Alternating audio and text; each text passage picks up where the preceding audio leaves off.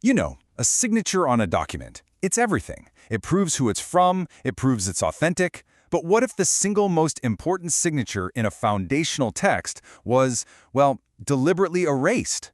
That's the historical mystery we're diving into today. So let's start with a little thought experiment.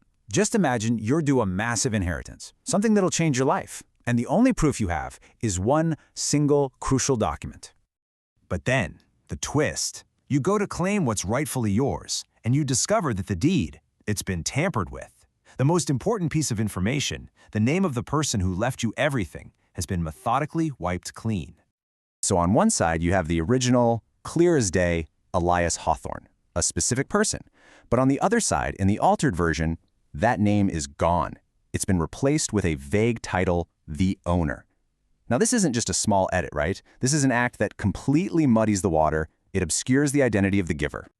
Okay, now let's apply that exact same principle to the Bible. The personal revealed name of God, YHWH, has been systematically replaced with a generic title, the Lord. And look, this isn't some fringe theory. It's a well-documented fact in the history of translation. Today, we're going to investigate how, and more importantly, why this happened. So, who were the people involved in this huge historical substitution? Well, it wasn't just one group or one decision. It was more like a chain reaction, a series of choices that stretched across centuries. Yeah, this change didn't just happen overnight. It started as a spoken tradition. After the Babylonian exile, Jewish scribes, out of a deep sense of reverence, started saying Adonai, which means Lord, instead of saying the divine name out loud. But then, that spoken practice got written down. The translators of the Septuagint, the Greek version, made it official in writing. Then Jerome's Latin Vulgate basically cemented it for the Western world, and, well, most modern Bibles, from the King James right up to the NIV, have just kept the tradition going. Okay, so we know the who and the when. But to really grasp the impact of this, we need to follow the trail and look at the evidence. We need to see just how important this name actually was in the original text. So just take a second and think about it. If you've grown up reading a standard English Bible, you might think the name is, maybe a rare thing, something that pops up just a few times. But what do the original manuscripts actually say? Get ready for this. 6,828 times. I mean, wow. That's not a footnote. It's not a rare gem. It's the signature mark of the author, woven into the very fabric of the text. And putting that number in context is even more powerful. Just look at this. When you compare it to other titles, like Elohim, which we translate as God, that appears about 2,600 times. It's not even close. YHWH is by a huge margin the primary way God is identified. So taking that name out, well, that dramatically changes the feel of the original. Now, as you can imagine, with a history like this, experts are all over the map on this issue. You've got your pro-tradition scholars who say, hey, this honors a long-held custom of reverence.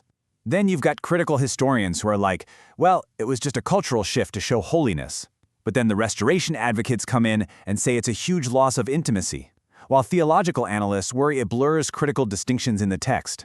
Everybody has a different angle, a different stake in the game. To really see the impact on the page, let's zoom in on 3 specific examples from Scripture where this one little change can totally alter the meaning. Our first case comes from Exodus, right when God reveals his name to Moses. And the text is crystal clear. This name is meant to be a memorial, a permanent identifier for every single generation to come. But look what happens with the substitution. A direct command to remember a very specific personal name gets transformed into a statement about a generic title. The whole focus shifts from a unique person to just a role. Okay, case study number 2. This one, from Psalm 110, creates one of the most famous and debated verses out there, a confusion that honestly just doesn't exist in the original Hebrew. In the original, it's totally clear. You have 2 different individuals. Yahweh is speaking to my Adoni, or my Lord, often seen as the Messiah. But the substitution makes it, the Lord said to my Lord.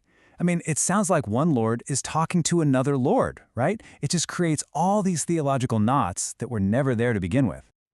And for our last case, let's look at a passage from Isaiah. This is where the divine name is tied directly to an exclusive claim of glory and identity. It's powerful stuff. I am Yahweh, that is my name. It's such a bold, definitive declaration of uniqueness. The name itself is the guarantee that his glory won't be shared. When you substitute that with the Lord, the statement just loses some of its specific punch. So this brings us to the big question, the verdict, if you will. Was this whole substitution thing truly an act of reverence, like tradition says? Or did it end up obscuring a fundamental part of God's own self-revelation? And this is the question that really challenges the whole traditional explanation. I mean, think about it. If God went to the trouble of putting his personal name in the text almost 7,000 times, why on earth would the correct response be to hide it? Well, critics of the tradition have a few key points. They say, look, the sheer number of times it appears suggests it was meant to be known and used. Plus, Scripture itself has commands to proclaim and make known the name. Some even argue it goes against direct warnings not to add or take away from the text. So for them, no matter what the original intention was, the end result is the same. God's personal identity gets blurred for millions of readers.